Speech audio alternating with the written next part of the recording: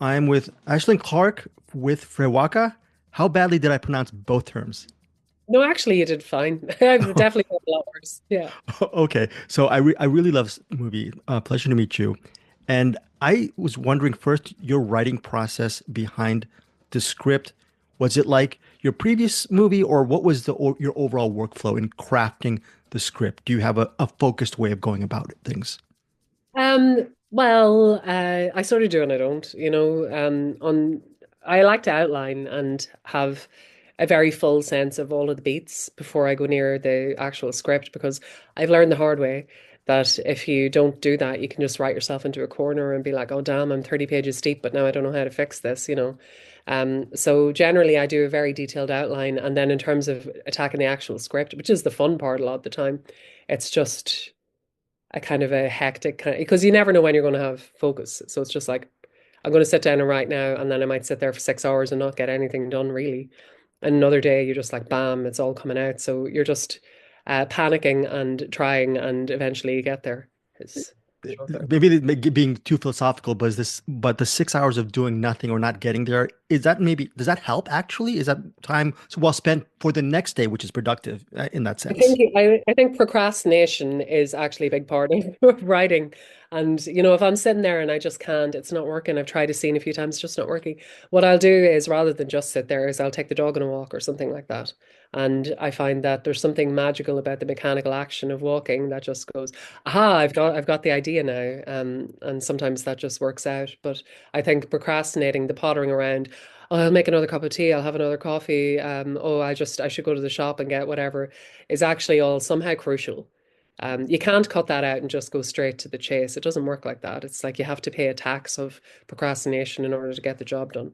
So I love all kinds of horror films, but I also love horror films, horror thrillers, which has a really deep thematic element to it. Can you just talk about interweaving maybe generational trauma, most importantly, familial love within the Irish folk horror fabric as well? What was that like, just interweaving those two worlds together? Well, I think that horror has a really nifty thing that it can do that better than anything else, and that's approaching, really dark human issues or social trauma or whatever, and exploring them in a way that is um, actually kind of comfortable. It's the most comfortable way of approaching these things, rather than like a documentary or drama can be too straight in your face for some of this really heavy stuff.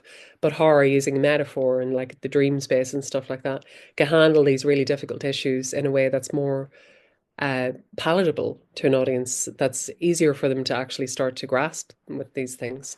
So that's horror at its best, and that's what I'm trying to do with this. And then in Ireland, we've got centuries and centuries of like pain and trauma upon pain and trauma. It's like it's almost boring how much stuff there is in Irish history that's just very difficult and traumatic. So the film is, in a broad sense, about that. But then you have to kind of, humanize it through a protagonist. It universalizes it, then it makes it not too niche. And in Ireland, because it's about Irish stuff, it just, to me, it felt like the natural metaphor to use is the metaphor of the Na Sídhe, like these dark beings that kind of exist on the fringes um, that have always wanted us to suffer for some reason. It's to use them as a way into exploring those traumas. Your two protagonists are terrific. They're human. They put their heart and soul into their respective roles. How much of a godsend was it? And did you already know that the checks in the mail when you got these two amazing, leads in your film? Um, I think that first of all, it shouldn't have been easy to get them at all. Like it's incredibly fortunate because Ireland's small. We only have so many actors. Only so many of them speak Irish, so the pool is diminishing all the time. And I thought it was going to be so hard to find the right people, but they really fell into my lap. It was the easiest thing I've ever had to cast. Claire Monley, who plays Shoo, is the first person I spoke to, I think, for this role, and just instantly was Shoo, became Shoo. That was it. And I think it's absolutely crucial in any kind of film, but in horror in particular, uh, where people are quite where it's easy for people to like lose their sense of belief in the story. If you have really, really strong performances, it does so much for the effectiveness of the film. I think the check is never in the mail because there are all these other elements that have to come together too in terms of cinematography and score and set design and everything else, editing. But certainly having the right performers is like a massive element of making the movie work. And for Bird, I now want to see everything she's ever done and ever will do. What was it like working with her? Because she's equally just amazing. So while you got the for my name right and the name of the film right, her name is Breach. Breach. Uh, Sorry, yeah, Breach. yeah. So Breach is a phenomenal. She's a legend in Ireland. She's been in absolutely tons of stuff and has a lot of theatre experience as well, which I always think is really great for an actor, actually, because at the end of the day, they're trying to inhabit a human being, trying to bring a human being to life, regardless of whether or not it's a film or a piece of theatre, or whether or not it's horror. And that's something that she's very practiced in doing. And she's a legend to us, and she should be more of a legend out in the world. So again, she was phenomenal to work with. Her and Claire had never worked together before, strangely, um, but they connected so like the chemistry was just perfect, uh, which is really fortunate because we didn't have a lot of time on this movie. It was 20 days shoot. It was very like go go go all the time, so there wasn't a lot of time to like develop relationships if they didn't just work. So they did just work, and that was perfect. Okay, so it's 20 days shoot. What's the key to actually for your visual compositions, just as far as the framing goes? Because that's another huge strength in your movie as far as visualizing your narrative, because every single moment it feels so very lived in and immersive. And I don't know how you can do that within such a limited time frame.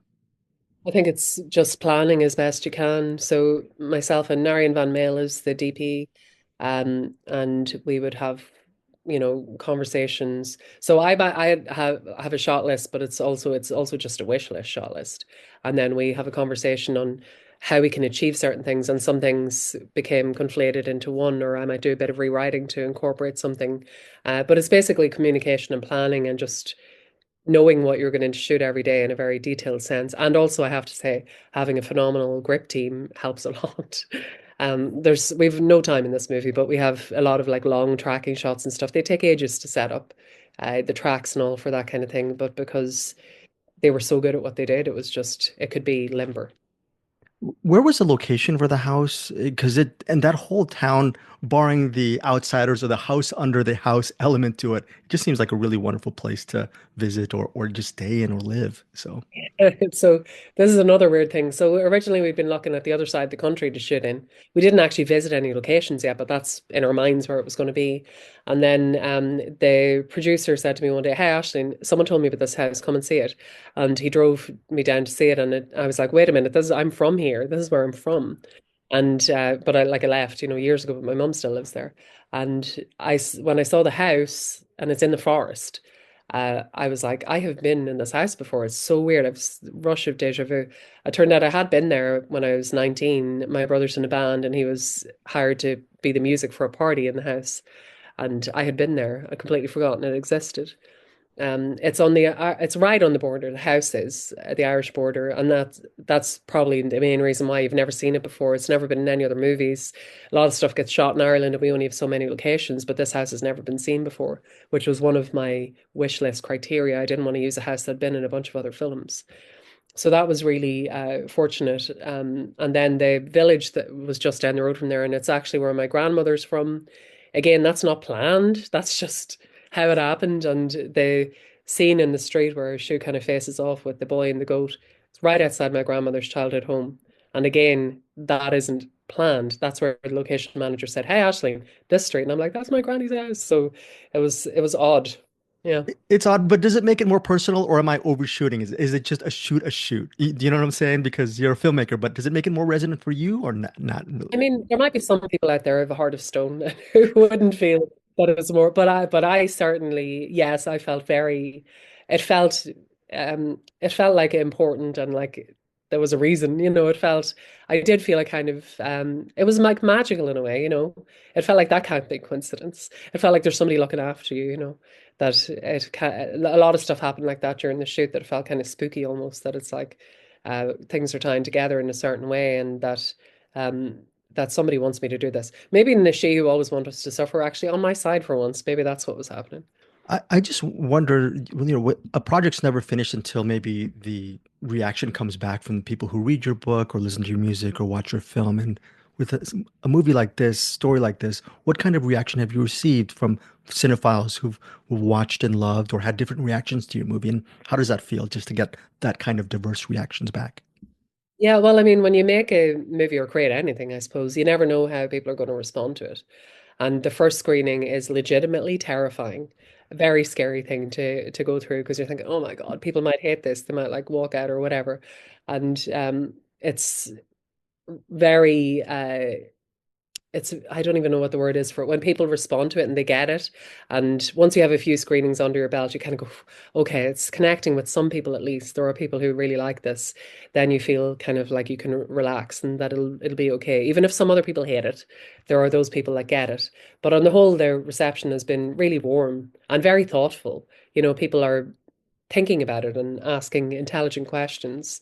And I mean, that's what you do it for. That's what I do it for. That's what I make movies for, so that I can communicate with people and they can uh, communicate with me and then say, I saw what you did and this is how I felt.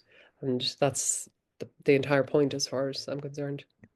Ash, my final question is for my Find Your Film podcast. I ask filmmakers and actors to maybe name a film that they might feel is underrated or underseen, a movie that really speaks to you. And what is it about this movie that is unique and why would you recommend it? And thank you for your time, by the way. Horror movie or is it movies? Movies in general, your choice. Sort of.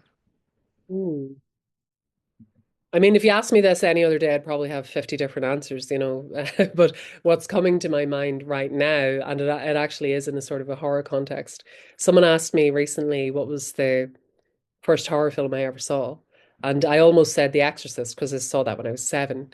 But upon thinking about it, it was a film called Watership Down, an animated movie. Are you familiar with this? It's That's from like these. I remember seeing it when I was in eighth grade. And I was pretty horrified with that movie a little bit. Yeah. So I think my parents thought, oh, you know, this is an animated movie. A classic mistake. An animated movie, so therefore it's totally fine for kids, but it's terrifying. And actually, there's a bit at the beginning where there's this beautiful animation, and it's all from the perspective of rabbits. And it's not a metaphor for the writer of the book was like, it's not about war or anything else. It's about rabbits. And I love that about it. It's about rabbits trying to survive.